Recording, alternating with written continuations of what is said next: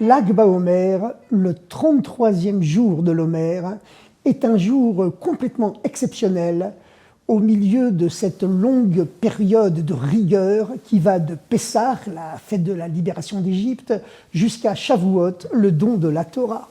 Et c'est une période de rigueur parce que, après les grands dévoilements de la fête de Pessah, la Pâque juive comme on l'appelle, où Dieu était descendu sur l'Égypte avec les 10 plaies, où Dieu avait ouvert la mer pour permettre au peuple juif de sortir d'Égypte en noyant l'armée égyptienne qui les poursuivait, eh bien, toute cette sortie d'Égypte, elle s'était passée à travers des dévoilements de Dieu, un don gratuit, une descente gratuite de Dieu vers l'homme. Mais à la suite de cela, le peuple juif a dû se prendre en charge lui-même, se préparer, se purifier à travers une période de rigueur qui dure 7 semaines, 49 jours, afin de s'élever par ses propres moyens pour recevoir enfin la Torah, qui était le but de la sortie d'Égypte. Après cette descente de Dieu vers l'homme, caractérisée par les 7 et 8 jours de la fête de Pessah, eh bien, vient cette montée de l'être humain vers Dieu.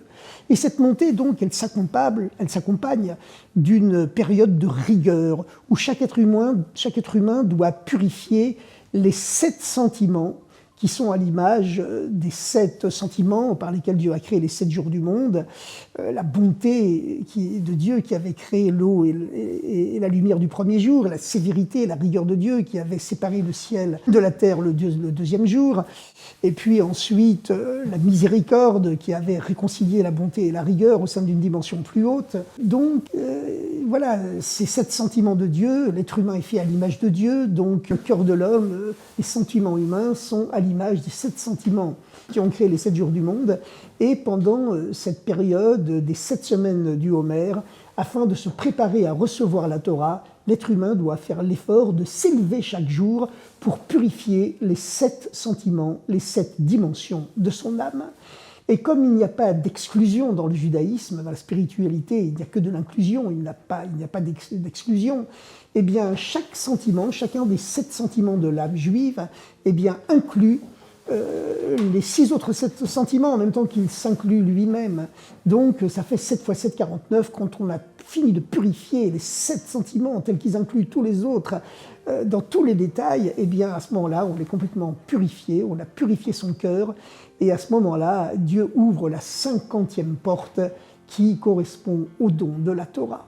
Donc c'est une période de rigueur où on doit faire un effort pour s'élever soi-même. Plus tard, il y a eu cette terrible épidémie de peste qui a ravagé les 22 000 élèves de Rabbi Akiva. Ils sont presque tous morts pendant cette épidémie foudroyante de peste. L'épidémie de Corona aujourd'hui, malheureusement, elle est terrible, hein, mais l'épidémie de peste, c'était vraiment terrifiant, puisque cette immense yeshiva de 22 000 élèves, elle est morte pendant la période du Homer. Mais en vérité, cette période du Homer a toujours été caractérisée par une période de rigueur. Aujourd'hui, pendant le Homer, eh bien, on ne célèbre pas de mariage, on ne joue pas de musique, etc., etc. Et puis, Lag BaOmer, le 33e jour du Homer, tout se transforme d'un coup, c'est la transformation totale, la transcendance. D'un seul coup, c'est la joie, c'est la chance, on fait des fêtes, les enfants et même les grands dans les écoles arrêtent d'étudier la Torah pour aller se promener dans les champs.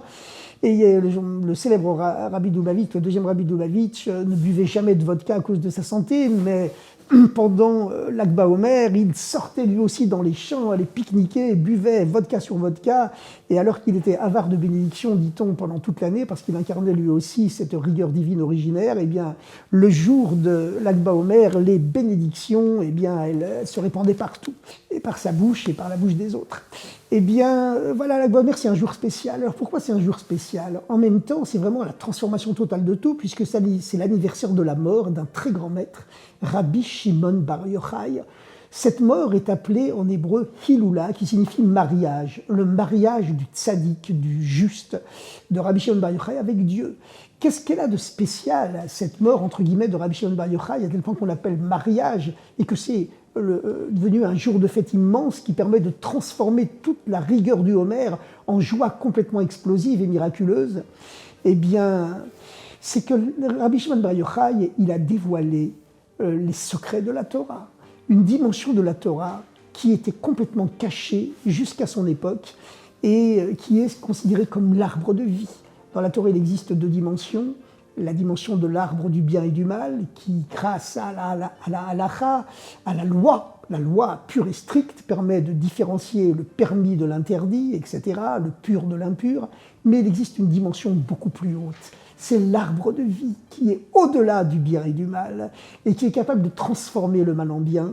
Et c'est cette dimension des secrets de la Torah qu'a commencé à dévoiler Rabbi Shimon Bar Yochai, qui a quitté ce monde d'ailleurs en prononçant le mot vie, le mot chaim, pour signifier effectivement qu'il entrait dans une nouvelle vie.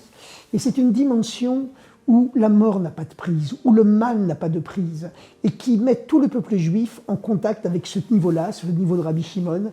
Et pour ceux qui vivent en Eretz Israël, aujourd'hui, la fête de l'Akba Omer est devenue la fête la plus célèbre de l'État d'Israël, encore plus que Yom HaAtzmaout. Qu'on soit religieux ou pas religieux, tout le monde allume des lumières, fait des feux de camp en l'honneur de l'âme de Rabbi Shimon Bar Yochai, puisque le feu symbolise l'âme, et le feu s'élève toujours vers le haut comme l'âme. Il se balance comme les Juifs se balancent dans la prière en épousant le rythme de leur âme. Et aujourd'hui, des millions de gens viennent pèleriner sur la tombe de Rabbi Shimon le jour de l'Akba Omer, en y campant des jours et des jours avant la fête. C'est quelque chose d'absolument spécial qui nous unit à une dimension de Dieu et du judaïsme qui est au-delà de ce que tout peut exprimer.